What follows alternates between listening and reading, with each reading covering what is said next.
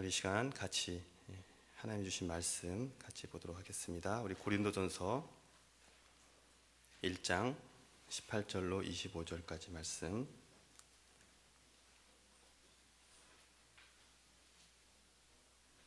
저와 여러분이 한 목소리로 함께 합독하시도록 하겠습니다. 다 피신 분들은 성경을 보시고 앞에 스크린에도 나와 있습니다. 같이 읽겠습니다. 십자가의 도가 멸망하는 자들에게는 미련한 것이요 구원을 받는 우리에게는 하나님의 능력이라. 기록된 바 내가 지혜 있는 자들의 지혜를 멸하고 총명한 자들의 총명을 폐하리라 하였으니, 지혜 있는 자가 어디 있느냐, 선비가 어디 있느냐, 이 세대의 변론가가 어디 있느냐. 하나님께서 이 세상의 지혜를 미련하게 하신 것이 아니냐. 하나님의 지혜에 있어서는 이 세상이 자기 지혜로 하나님을 알지 못하므로 하나님께서 전도에 미련한 것으로 믿는 자들에게 구원하시기를 기뻐하셨도다. 유대인은 표적을 구하고 헬라인은 지혜를 찾으나 우리는 십자가에 못 박힌 그리스도를 전하니, 유대인에게는 거리끼는 것이요 이방인에게는 미련한 것이로되 오직 부르심을 받은 자들에게는 유대인이나 헬라인이나 그리스도는 하나님의 능력이요 하나님의 지혜니라. 하나님의 어리석음이 사람보다 지혜롭고 하나님의 약하심이 사람보다 강하니라.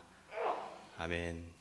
우리 저녁 시간, 이 오후 시간에 함께 나오신 옆에 분들한테 이렇게 인사할까요? 우리 아침에 말씀대로 당신은 의의 나무입니다 라고 한번 인사하면서 반갑게 환영하는 시간 좀 갖겠습니다. 네, 여러분은 진정한 의의 나무이십니다. 제가 2008년도 여기 제주에 내려와서 훈련을 받을 때, 저희가 매년 훈련을 받을 때마다 말씀의 주제를 저희가 가지고 진행을 합니다. 제가 받을 때, 훈련 받을 때 말씀의 제목이, 말씀이 뭐였냐면은 이사야서 61장 3절 말씀, 당신은 의의 나무입니다 였습니다. 그래서 제가 오늘 오전 설교를 들을 때 너무나 말씀이 제가 예전에 훈련 받았을 때 그런 마음을 가지고 말씀을 듣는 시간이 되었습니다. 지금 4월이죠. 4월이다 보면은 일단 봄 날씨다 보면 굉장히 많이 나른해지고 피곤한 시간입니다. 거기다 점심을 맛있게 드시고 오후에 만나는 이 시간만큼은 정말 굉장히 이 덮이는 눈꺼풀을 주체할 수 없어서 고통스러운 시간일 수 있는데, 주님의 십자가의 능력을 바라보시면서 그것을 이겨내시는 시간 되었으면 좋겠고요. 거기다 이제 고난주간 들어가면 이제 금식까지 하잖아요.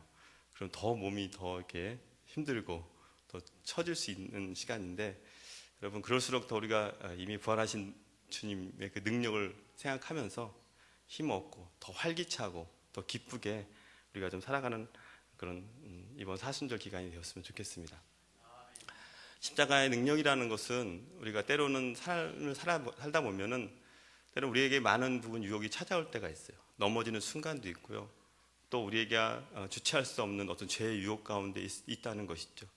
여러분 그럴 때 이렇게 주님의 말씀을 생각하죠. 주님 나의 방패이시오, 주님은 나의 피할 바위시다 라고 고백을 하지 않습니까? 시편 기자처럼. 여러분 그럴 때 어떤 걸 생각하십니까? 저는 그때 이렇게 생각을 해요. 저는 십자가의 뒤에 숨는다 라고 생각합니다. 그런 유혹과 어떤 나도 모르는 어떤 주체할 수 없는 그런 미혹이 넘어질 수 있는 죄악의 유혹이 찾아올 때, 저는 그때마다 그래요. 제가 주님의 십자가의 뒤에 숨겠습니다. 그걸 피하겠습니다. 그걸 주님의 십자가를 나의 방패 삼겠습니다 라고 고백을 하면서 할 때 그 순간에 그 모든 죄의 유혹들은 사라지는 것들을 경험할 때가 있고요. 또 주님의 십자가의 능력을 다시 한번 경험할 때가 있습니다. 하버드 대학, 여러분 잘 아시죠? 미국에 있는 하버드 대학 역사상 최초로 모녀간에 입학을 해서 학교를 다닌 주인공들이 있습니다. 우리나라 사람인데 미국에서 오랫동안 살았던 분이세요. 이름은 서진규 씨라는 분이시고, 또 그의 딸 조성아 씨라는 분이 있습니다. 그분은 책에서 이런 책을 썼습니다. 희망은 또 다른 희망을 낳습니다 라는 책을 통해서 자신의 삶에 대해서 이렇게 고백하는 과정 속에, 오래전 그 사람이 태어난 곳은 경상남도 동래군의 어촌 마을에서 태어나죠. 엿장수의 딸로 태어나고 집안 형편이 어렵습니다.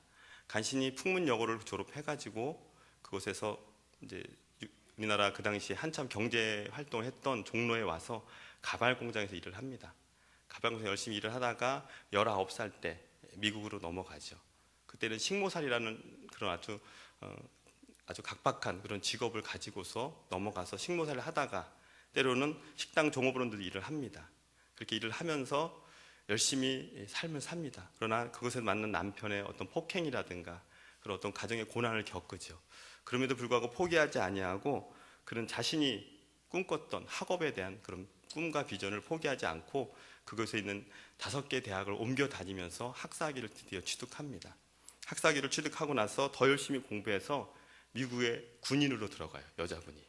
그래서 소령까지 진급을 하셔서 다니다가 소령을 있을 때 자기 딸 조성아가 하버드 대학을 입학하고 자기도 공부를 더 하고 싶은 마음에서 박사학위를 받고자 하버드 대학에 같이 입학을 하죠. 그래서 1990년도에 자기 딸과 함께 하버드 대를 다니고 92년도에 학위를 취득합니다. 그가 살아가는 동안에 갖고 있었던 한 가지 자녀 교육에 대한 목표와 철학이 있었어요. 또 자신의 인생에 있어서 삶의 목표가 있었어요. 그것은 뭐냐면은 어떤 상황에서도 목표에서 눈을 떼지 말자라는 것이 그의 인생 철학이었고 인생 삶이었습니다. 우리가 살면서 때로는 힘을 얻고 또 인생에 있어서 승리하기 위해서는 우리가 어디까지나 목표에서 눈을 떼지 않을 때 우리가 성공할 수 있고 힘을 낼 수가 있습니다. 여러분 혹시 운전 다 하시죠? 운전할 때도 앞을 잘 보지 않고 한눈을 팔면은 사고를 할 수가 있어요.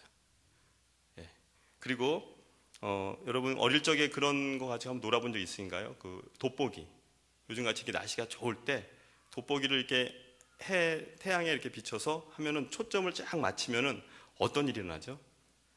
불이 납니다. 그래서 그거 갖고 많이 장난도 치고 어릴 적에 막 불장난도 막 했었던 기억이 나는데 근데 절대적인 것은 초점이 맞지 않으면 하루가 지나도 불은 나지 않아요. 그만큼 어떤 목표에 우리가 초점을 가지고 하느냐에 따라서 역사가 일어나고 일어나지 않는 그런 일들을 볼 수가 있다는 것이죠. 그래서 우리가 무슨 뜻을 이루고자 한다면 우리는 목표에 초점을 맞춰야 됩니다. 우리가 목표에서 초점에서 벗어나고 한눈을 파게 되면 거기에서 문제가 생길 수가 있다는 것이죠.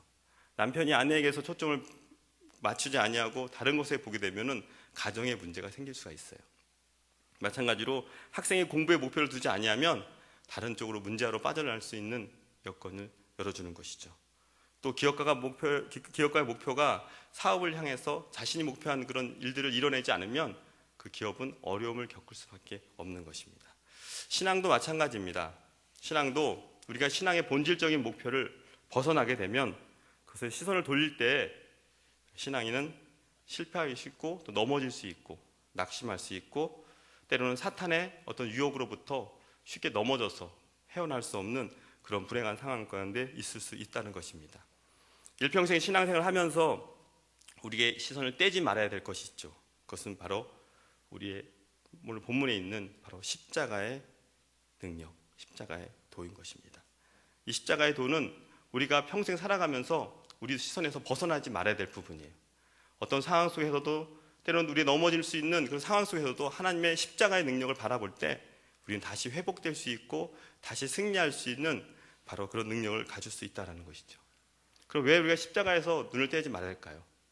좀 더 한 발짝 나가게 되면 오늘 본문 18절 본문을 우리가 좀 한 번 더 읽어보도록 하겠습니다. 18절 본문입니다. 시작.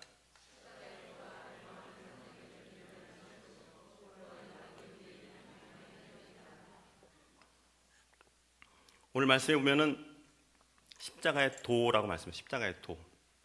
이 십자가의 도라는 것은 바로 도라는 것은 로고스, 말씀을 얘기하죠. 진리의 말씀. 십자가에 관한 말씀, 십자가를 통한 구원의 진리의 말씀. 이 말씀은 바로 성경대로 그리스도께서 고난과 대속의 십자가를 지시고 죽으사 장사 지낸 바 되었다가 성경대로 사흘 만에 다시 부활하신 그 역사적인 사실이 바로 복음인 것이고 십자가의 도인 것입니다. 할렐루야. 이거 너무 잘 알죠. 우리가 너무나 잘 아는 말씀인 것이죠. 오늘 본문에 나온 이 배경이 되는 이 고린도 교회는 문제가 있었어요. 오늘 본문의 그 앞부분에 보면은 10절 이하에 보면 고린도에 분쟁이 있었다라고 얘기합니다. 여러 가지 교회에 복잡한 문제가 있었습니다. 사도 바울은 바로 앞에서 이 분쟁의 문제들을 다루고 이야기합니다. 그 분쟁에는 어떤 내용이 있었냐면은 사람들은 각자의 라인을 만들었어요. 나는 누구 라인이다. 나는 바울 라인이다. 나는 게바 라인이다. 나는 아볼로 라인이다. 예전에 한번 나왔던 책이 있었는데 요즘에 잘 나가는 그 예능인들 있지 않습니까? 강호동, 유재석, 또 이경규. 예전엔 그걸 가지고서 이렇게 사람이 어떤 분이 그 리더십에 대한 부분을 짰는데, 방송계에는 그 라인이 있대요. 뭐 규라인, 강라인, 아니면 유라인. 그래서 그 라인별로 서서 사람들을 끌어주고, 근데 보면 특별한 그 이렇게 프로에 보면은 고정 패널로 참석하는 사람들이 있어요. 그게 다 자기들이 끌어주는 사람이라는 것이죠. 마치 그것처럼 이때 고린도 교인들도 자신이 누구한테 속했고 나는 이 사람에 속해 있는 사람이다라고 하면서 서로 교회 안에서 그런 분쟁의 요소가 있었다는 것이죠. 그런 분쟁의 요소가 있을 때 바울은 그것을 일축하면서 이렇게 권면하고 있는 것을 볼 수가 있습니다. 오늘 본문은 아니었지만 우리 1장 10절 말씀, 1장 10절, 고린도전서 1장 10절 말씀을 같이 한번 읽어볼까요? 시작.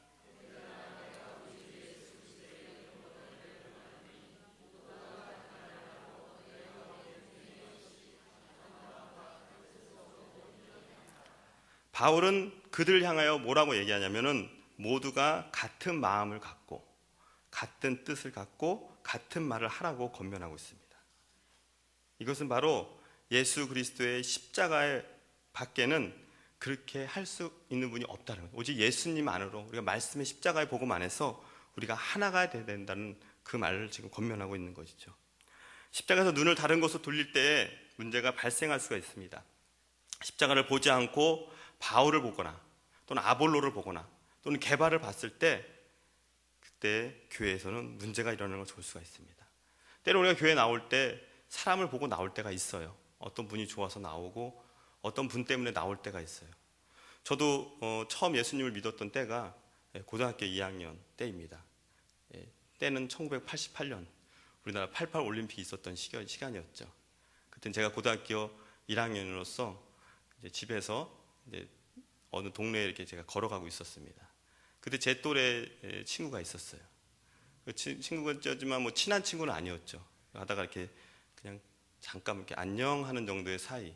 또 고등학교 시절이다 보니까 한참 사춘기라서 그렇게 친하지 않은 한 친구는 이렇게 가까이 하지 않았던 그런 시기였습니다.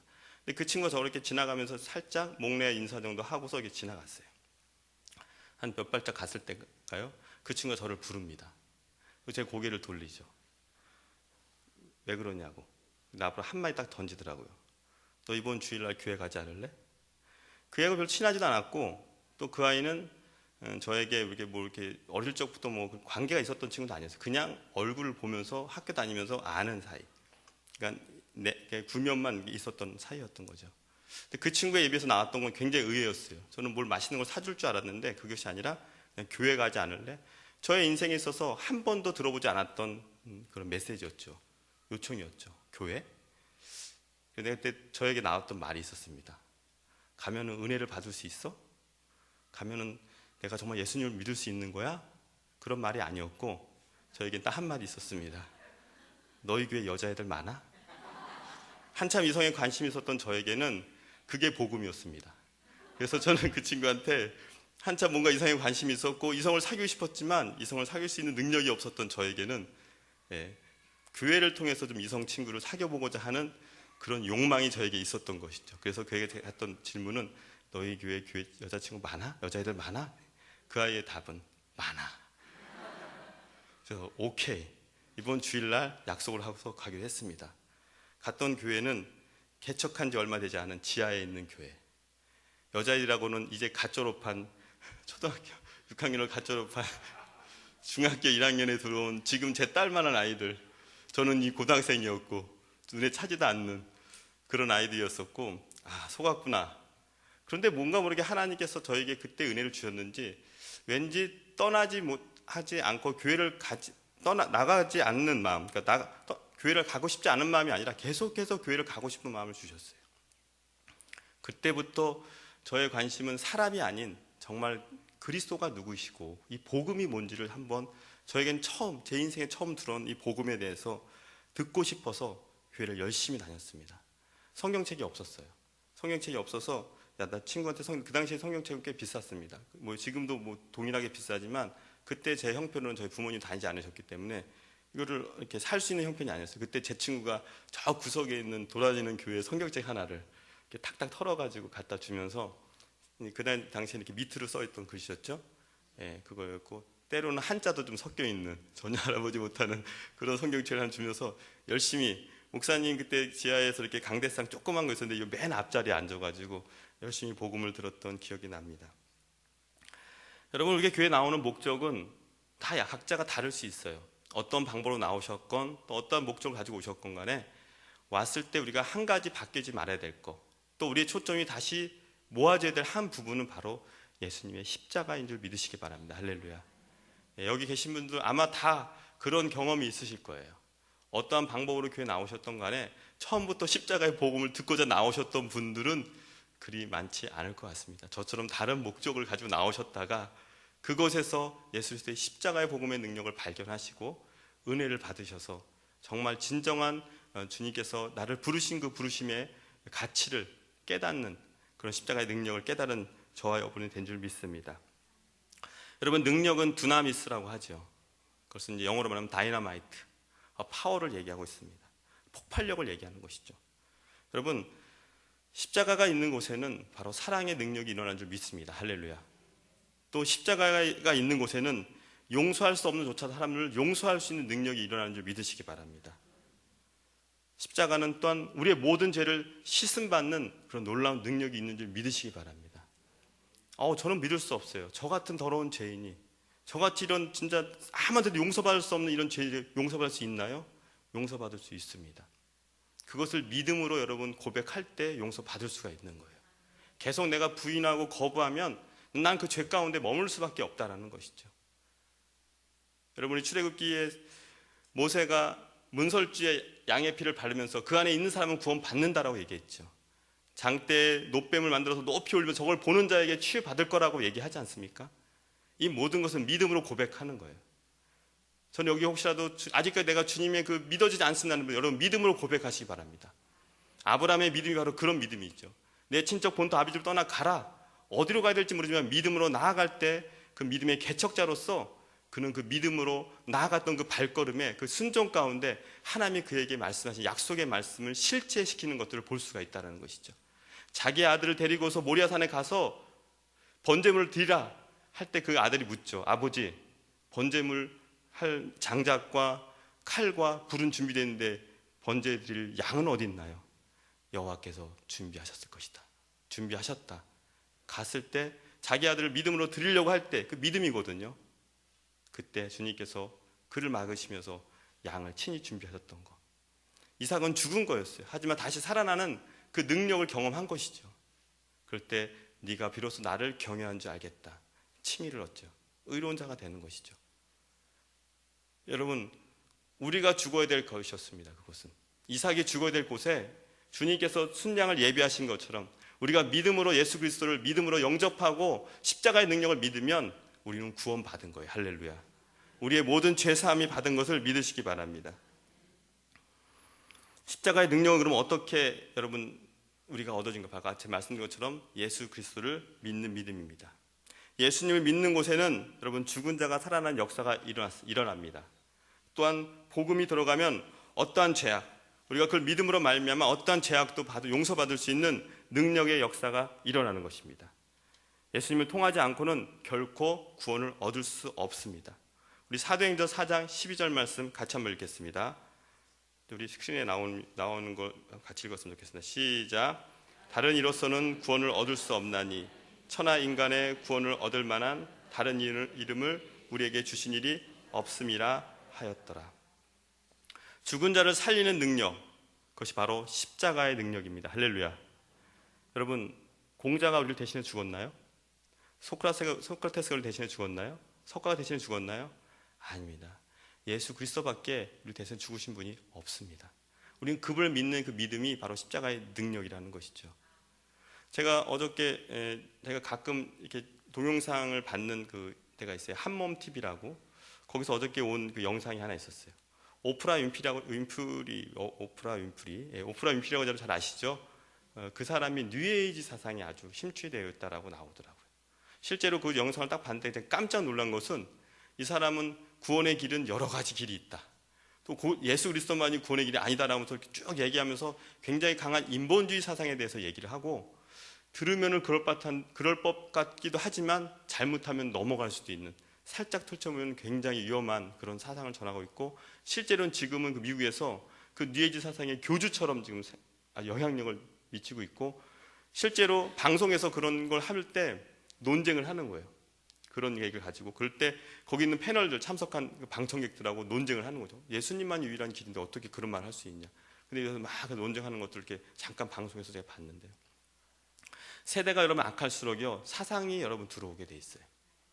그리고 여러 가지 혼미한 걸로 해가지고 사람들로 하여금 자꾸 덧뿌려 놓는 것들을 볼 수가 있습니다.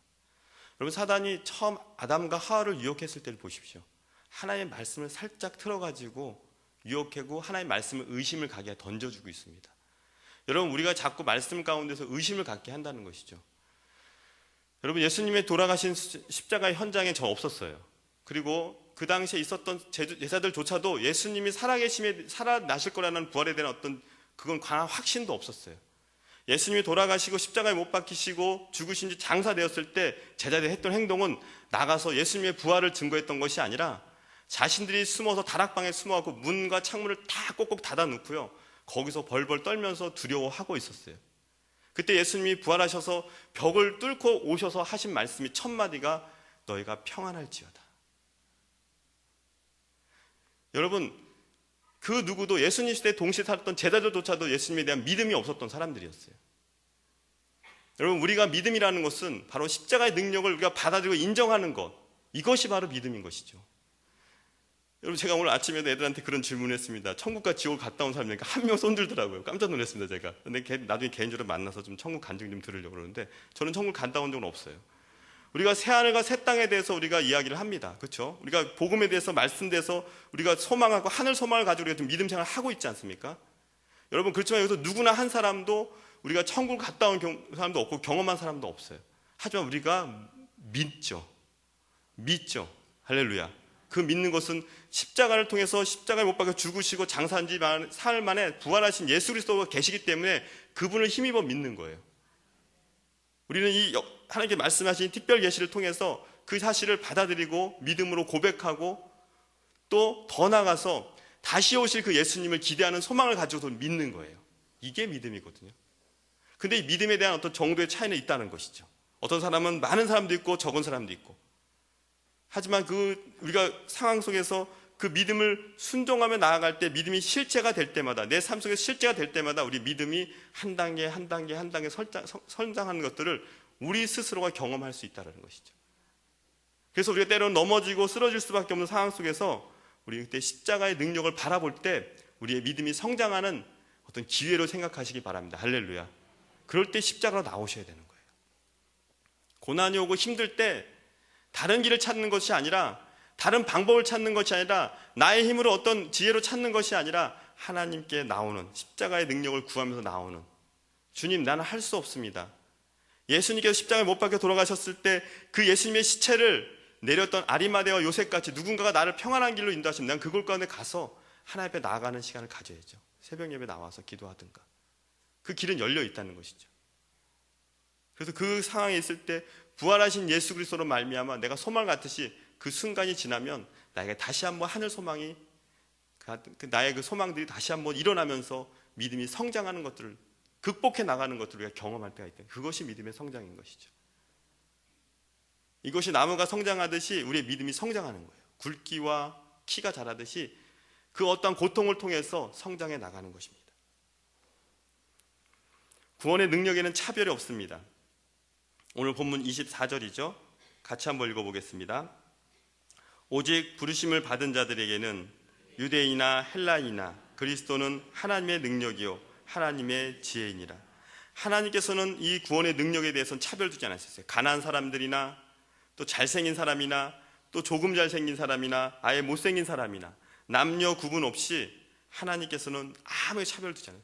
십자가의 능력은요, 가장 기본적이고 가장 쉬운 겁니다. 너무 쉬워서 사람들이 그렇게 쉬운 게 그렇게 구원이 쉽게 될 리가 있겠어? 라고 오히려 지식이 많은 사람들이 또 예수님을 접하기가 어려울 때가 있어요. 자기 이성적으로 예수님을 판단하니까 그렇게 쉽게 될 수가 있을까라는. 그래서 많은 부분 질문을 하게 되죠. 근데 그런 분들이 또 변화되면 더 놀랍게 쓰임받는 것들을 알 수가 있습니다. 구원의 능력은 사람의 것보다 강하고 지혜가 있습니다. 오늘 25절 이어서 말씀을 한번 읽겠습니다. 하나님의 어리석음이 사람보다 지혜롭고 하나님의 약하심이 사람보다 강하니라. 이것이 바로 십자가의 능력입니다. 할렐루야.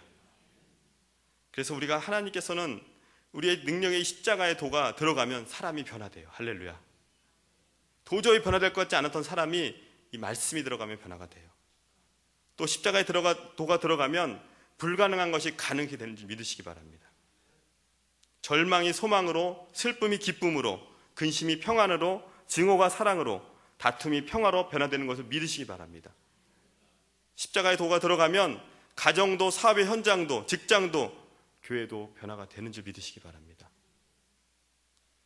그래서 오늘 이 고린도 교회에 어려움이 있을 때 그 분쟁에 대해서 바울이 이야기하고 십자가에 대해서 능력에 대해서 말하는 것은 우리의 초점을 주님의 십자가의 능력에, 십자가의 도에 돌리라는 것이죠.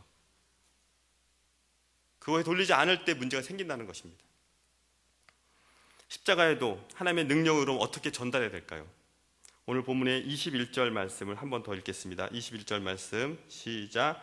하나님의 지혜에 있어서는 이 세상이 자기의 지혜로 하나님을 알지 못하므로 하나님께서 전도에 미련한 것으로 믿는 자들을 구원하시기를 기뻐하셨도다. 예, 전도요. 여러분 전도 어렵죠? 근데 아까 저를 전도한 그 친구는 참 쉽게 전도했죠. 그렇죠? 단 한마디 했어요. 너 교회 나오지 않을래? 예, 그 친구가 지금 경기도 고양시에도 목회를 하고 있습니다. 예, 고맙죠. 제 인생에 있어서 저를 구원해 줬으니까. 그러니까 우리가 이 전도를 너무 어렵게 생각해요. 전도는 쉽습니다. 할렐루야. 우리가 받은 그 은혜의 하나님을 전하시면 돼요. 저는 그래서 전도를 어렵게 하지 않아요. 그냥 교회 좀 나올래? 이렇게 전도해요. 제가 그렇게 전도를 받아서 교회 나오십시오. 쉽게 전도하는 거죠. 근데 어렵게 전도 받으신 분들은 교회가 전도가 어렵게 느껴질 수 있을지 모르겠어요. 하지만 하나님께서는 쉽게 말씀하세요. 십자가를 믿기만 하면 십자가의 능력 자체가 쉬운 거거든요.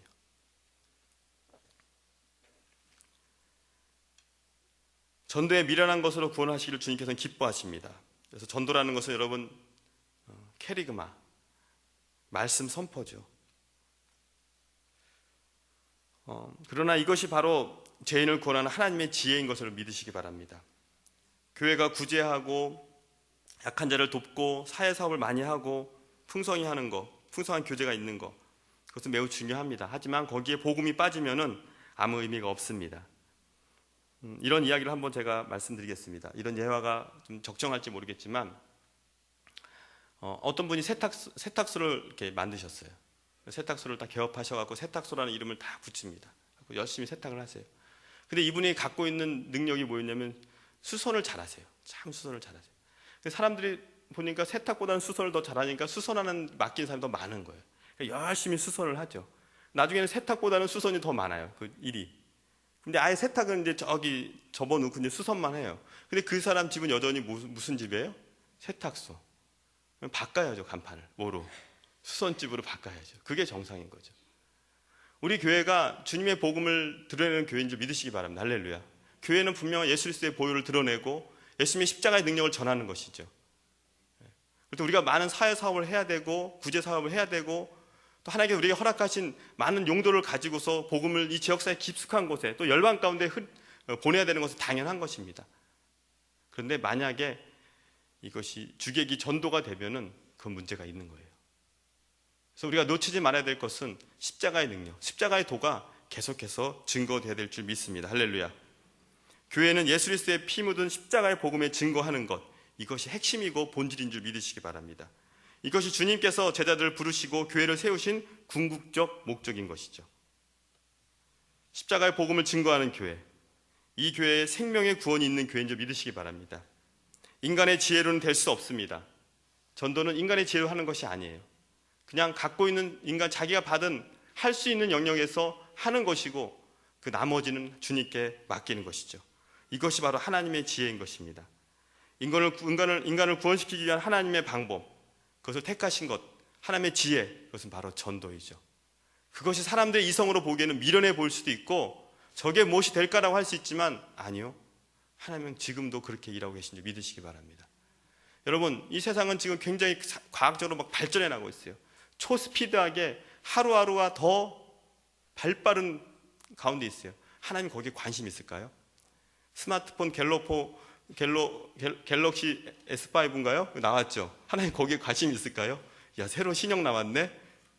하나님 관심 없으세요. 창세기에도 여러분 4장에 나오지만 가인의 후손들이 뭘 만드냐면요, 철기를, 두발가인이 철과 청동을 만듭니다. 그때 셋의 자손, 아벨 대신 하나님 주셨던 셋의 자손은 뭘 하냐면 하나님의 이름을 불렀다라고 얘기하면서, 그러면서 하나님께서 이 성경의 역사를 써나가시는 그 자손은요 바로 셋의 자손, 그걸 통해서 누굴, 예수 그리스도를 통해서 십자가의 구원에 관심이 있으신 거예요. 하나님은요 고속철도가 생기는 거, 우주선에 사람들이 우주선을 타고서 우주를 왔다 갔다 하는 거에 관심이 없어요. 마음껏 해라. 왜? 하나님의 형상대로 만들었기 때문에 하나님의 지혜가 있는 사람들이라 충분히 그런 걸 만들 수 있는 능력이 있어요. 하지만 위에서 유를 창조하는 거죠. 그건 하나님이 우리에게 주신 축복이에요. 하지만 하나님 거기에는 관심 있지 않으세요. 누가 지금 어디 있고 뭐 어떤 게 만들어졌고 어떤 과학기술이 발전하고, 하나님의 관심은 오직 하나, 에덴 동산의 회복, 구원인 것이죠. 할렐루야. 십자가의 능력을 통한, 예수 그리스도를 통한 우리가 구원받는 것에 관심이 있으신 거예요. 우리가 과학자로서 살아가고 의사로서 살아가고 어떤 각 영역에서 살아가는데 거기서 한 가지만 잊지 말아야 될 것이 바로 예수 그리스도가 나의 구주이시고 내가 그 십자가의 능력 가운데 살아가고 그 십자가의 능력을 내가 그곳에서 내가 흘려보낼 수 있는 삶을 살아가는 것, 이게 하나님의 관심인 것입니다.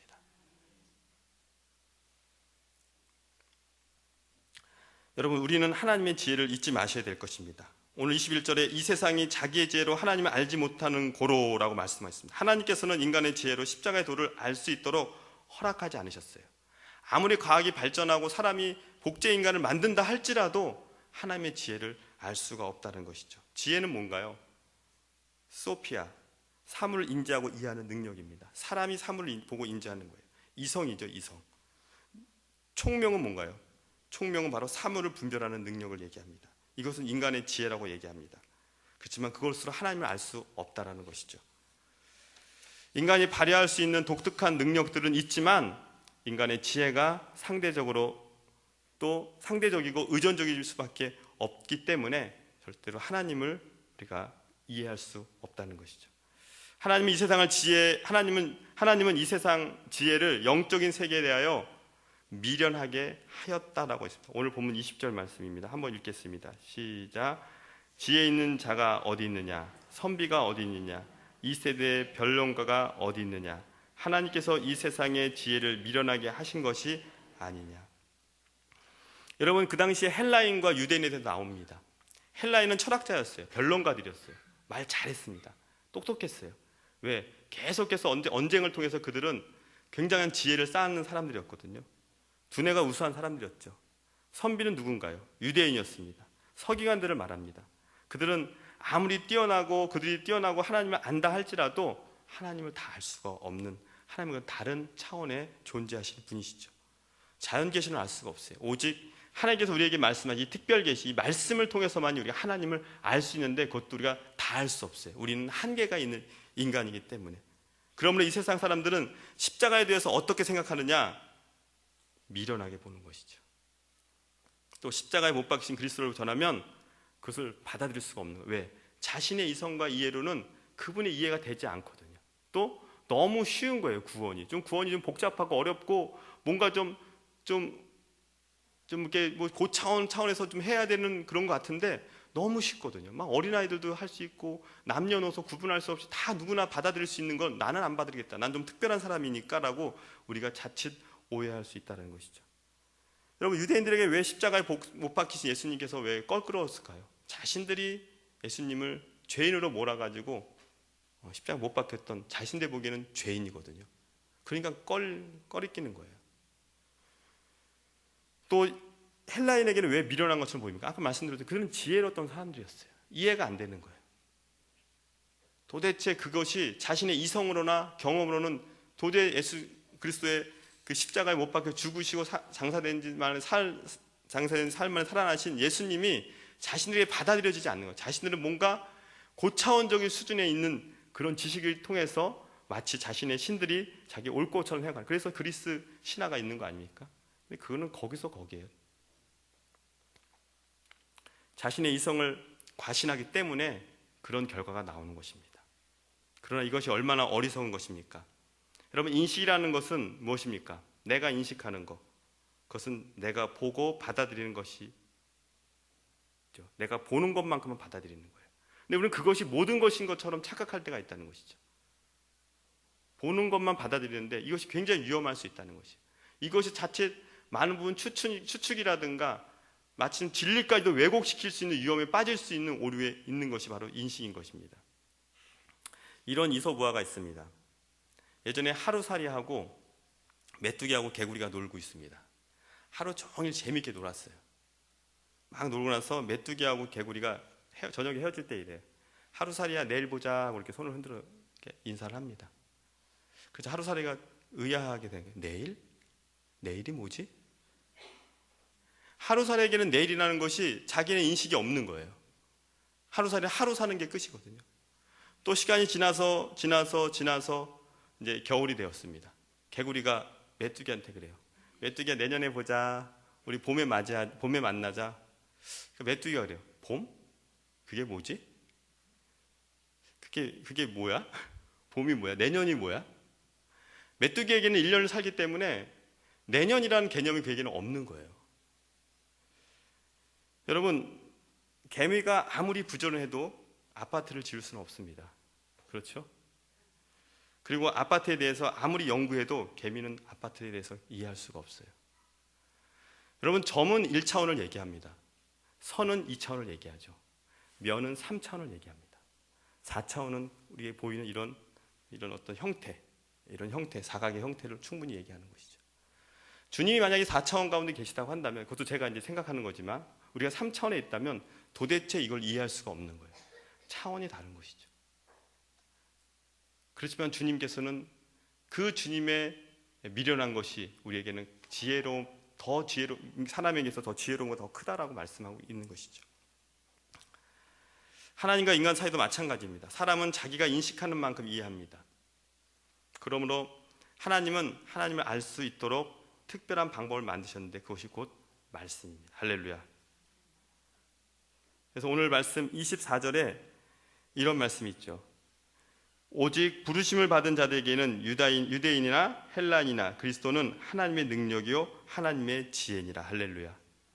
우리가 주님께 부르심 받은 우리에게는 하나님의 능력과 하나님의 지혜가 있는데 그것이 뭐냐? 바로 십자가의 능력이고 바로 말씀의 지혜인 것이죠. 할렐루야. 이걸 통해서 우리는 하나님의 능력을 경험할 수 있고 또 우리 삶 가운데 적용할 수가 있는 것입니다. 여러분 잘 아시는 철학자 파스칼은 천재였습니다. 그런 대단한 수학자이면서 물리학자였죠. 근데 그가 12살 때부터 논문을 쓰고요. 또 그는 15세 때 유럽의 많은 지성인들의 깜짝 놀라게 할 만큼 똑똑한 사람이었어요. 근데 그는 또 특별히 계명주의 또 이 시대의 사람이었습니다. 파스칼은 주변에 있는 사람들과 함께 밤낮 책상에서 뭘 연구했냐면 도대체 하나님이 누구지? 제1원자인가? 원인의 원인인가? 뭐 우주론적인 접근? 뭐 하여튼 복잡한 걸 가지고서 계속 탁상에서 공론을 하죠. 하나님에 대해서 연구하죠. 그러다 그가 큰 병에 걸립니다. 그때 큰 병에서 32세 때 주님을 만나죠. 그리고 그가 예수를 믿고 고백한 글에 이렇게 평생 그는 글을 가지고 평생 자기가 이런 글을 고백하며 살았다고 합니다. 아브라함의 하나님, 이삭의 하나님, 야곱의 하나님은 철학자나 과학자의 하나님이 아니십니다. 확신, 사랑, 기쁨, 평화, 의로우신 아버지는 세상은 당신을 알지 못해도 나는 당신을 알았습니다. 기쁨의 눈물. 이것을 기록하고 살았다고 합니다. 여러분 그가 죽었을 때 영국의 버틀란트 러셀이라는 사람이 그가 이렇게 썼습니다. 뭐라 썼냐면 참으로 아깝다. 이 사람이 하나님을 몰랐더라면 인류에 공헌하는 것이 얼마나 많았을지 모를 텐데. 그러나 러셀이라는 사람은 그가 신령한 복음을 몰랐기 때문에 파스칼이 깨달은 진정한 하나님에 대해서 알 수 없었던 것이죠. 그러면 우리는 하나님의 전도를 통해서 우리는 십자가의 도를 전하기를 원하십니다. 할렐루야. 전도의 방법은 여러분 간단합니다. 아까 제가 얘기했듯이 교회 나오십시오 하는 방법도 있지만 오늘 본문에 좀 구체적으로 나옵니다. 23절 말씀 한번 읽어볼까요? 시작. 우리는 십자가에 못 박힌 그리스도를 전하니 유대에게는 거리끼는 것이요 이방인에게는 미련한 것이로되. 전도는 십자가에 못 박힌 예수님을 전하는 것입니다. 쉽죠? 참 쉽죠. 그렇게 예전에는. 그리고 유대인에게는 거리끼는 것. 여러분 교회 다니다 보면요, 교회 다니다가 실족해서 안 다니는 분이 있어요. 대다수가 이렇게 딱 물어보면 교회 다니세요? 그러면 안 다닌다 그러면 예전에 교회 다니셨어요? 그러면 거의 다 사람들이 그런 경험이 있는 분이 있으세요. 그러면 쉽게 복음을 전할 수 있다는 것이죠. 또 하나, 여러분 이방인들, 이성적으로나 자신의 어떤 지혜로 전혀 이해되지 않는 사람들, 이런 사람도 있습니다. 그런 사람들 학자일 수도 있고요, 굉장히 높은 수준의 지식을 갖고 계신 분들도 있습니다. 그런 분들에게는 복음을 전하면 너무 이게 자기들의 양해를 차지 않기 때문에 그럴 수 있어요. 그런 분들에게도 우리는 미련하게 보이지만 그것을 전해야 된다는 것이죠. 그러나 누구든지 오직 부르심을 입은 자들에게는 그들이 영접하는 그리스도 예수 그리스도가 하나님의 지혜이며 하나님의 능력이다라고 얘기했습니다. 할렐루야. 그것은 영접하는 자, 유대인이든 헬라인이든 예수님을 영접하는 자들에게는 바로 놀라운 하나님의 지혜와 능력이 나타날 수 있다는 것이죠. 하나님의 지혜에 있어서는 이 세상이 자기의 지혜로 하나님을 알지 못함으로 하나님께서 전도에 미련한 것으로 믿는 자들을 구원하시를 기뻐하노라. 할렐루야. 전도에 미련한 것으로. 그것이 사람 보기에 미련한 거지만 하나님의 지혜라는 것이죠. 지구촌을 살았던 수많은 사람들이 무수한 지혜들을 동원하면서 구원을 받을 만한 다른 지혜를 찾지만 여러분 그것은 없습니다. 로마서 3장 12절 말씀 우리 같이 한번 읽겠습니다. 시작. 깨닫는 자도 없고 하나님을 찾는 자도 없고 다 치우쳐 한 가지로 무익하게 되고 선을 행하는 자는 없나니 하나도 없도다. 이것은 로마서의 사도 바울이 시편 기자를 인용해서 썼던 말이죠. 다 모든 것은 다 무익하다는 것이죠. 다 죄인이라는 것이죠. 사람의 지혜로는 하나님을 알거나 찾거나 그 이름을 부르거나 섬길 수 없다는 것입니다. 하나님께서는 전도를 통해서 하나님을 알게 하고 사람을 구원에 이르게 하셨습니다. 믿음은 들음에서 나고 들음은 곧 하나님의 말씀으로 말미암는 것이다. 그래서 우리는 교회에 데려와야 될 의무가 있어요. 내가 말씀을 전할 수 있는 능력이 없다면 데려와서 목사님의 말씀을 듣게 하고 이 말씀을 통해서 그들이 변화되는 역사들을 우리는 경험해야 될지 믿습니다. 미련한 것 같지만 복음을 전하여 사람들이 받아들이기만 시작한다면 그것이 바로 하나님의 능력인 것이죠. 할렐루야. 여러분 어떤 교육으로도 할 수 없고 오직 능력으로만 사람이 변화될 수가 있습니다. 또 가정이 변화될 수 있습니다. 그리고 사회가 변화될 수 있습니다. 죽음의 위기에 있는 사람은 능력을 통해서 살아날 수가 있습니다. 십자가의 도가 있는 사람들, 하나님의 능력의 복음을 가진 사람들, 이런 사람들은 다릅니다. 우리가 복음을 전할 때 하나님께서 우리를 통해서 일하실 줄 믿습니다. 할렐루야. 기도하겠습니다. 하나님 감사합니다.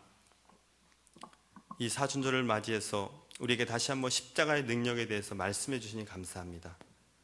주님, 사람들 보기에는 미련해 보이고 사람들 보기에는 우리가 이해가 되지 않을 수 있지만 하나님 우리가 온전히 주의 십자가의 능력으로 말미암아 아버지의 복음을 증거하는 자들 될 수 있도록 인도하여 주시옵소서.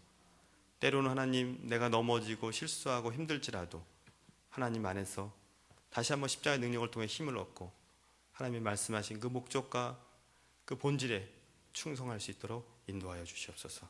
감사하며 예수님의 이름으로 기도했습니다. 아멘.